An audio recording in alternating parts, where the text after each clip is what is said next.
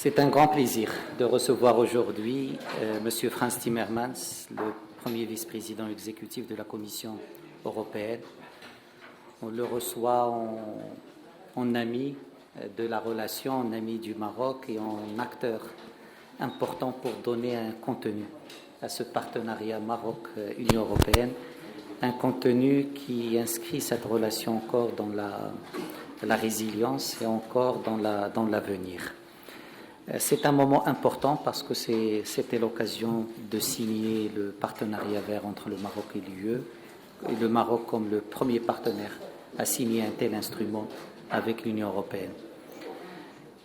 Très rapidement, pourquoi le Maroc? Pourquoi avec l'UE? Et pourquoi un partenariat vert? Pourquoi le Maroc?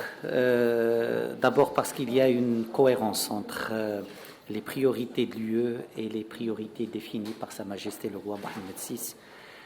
Depuis des années, Sa Majesté a fait de la lutte contre les changements climatiques, de la promotion des énergies renouvelables, un axe important de la stratégie du développement du Maroc. Le nouveau modèle de développement qui a été du Maroc, qui a été présenté à Sa Majesté le roi, fait de la transition énergétique, fait de la promotion des énergies renouvelables un axe fondamental pour le développement du royaume dans les 15 prochaines années. Le Maroc a aussi accumulé beaucoup d'acquis dans ce domaine-là. Le Maroc a un programme solaire, un programme éolien, un programme hydraulique qui sont parmi les plus avancés de la région. Et le Maroc dispose d'infrastructures de connexion avec l'Union européenne qui le met dans une place particulière par rapport à cette problématique. Et enfin, le Maroc est un partenaire constructif, agissant au niveau international lorsqu'il s'agit des questions de changement climatique. Le Maroc a toujours joué un rôle important dans les différentes COP. Le Maroc en a abrité deux, et à Marrakech, lors de la 22e COP, Sa Majesté le roi a également lancé 3 commissions régionales en Afrique pour inscrire le continent africain dans l'action climatique. Donc voilà, le Maroc on pourrait dire, est un partenaire naturel de l'Union européenne dans ce domaine-là. Pourquoi l'UE? D'abord parce que ça confirme l'importance, le caractère stratégique, le caractère incontournable de ce partenariat entre le Maroc et l'Union européenne. C'est un partenariat de voisinage, c'est un partenariat d'intérêt, c'est un partenariat de valeurs et c'est un partenariat de like-minded par rapport à différents défis auxquels fait face le monde aujourd'hui. Le partenariat a retrouvé sa vigueur, a retrouvé son dynamisme.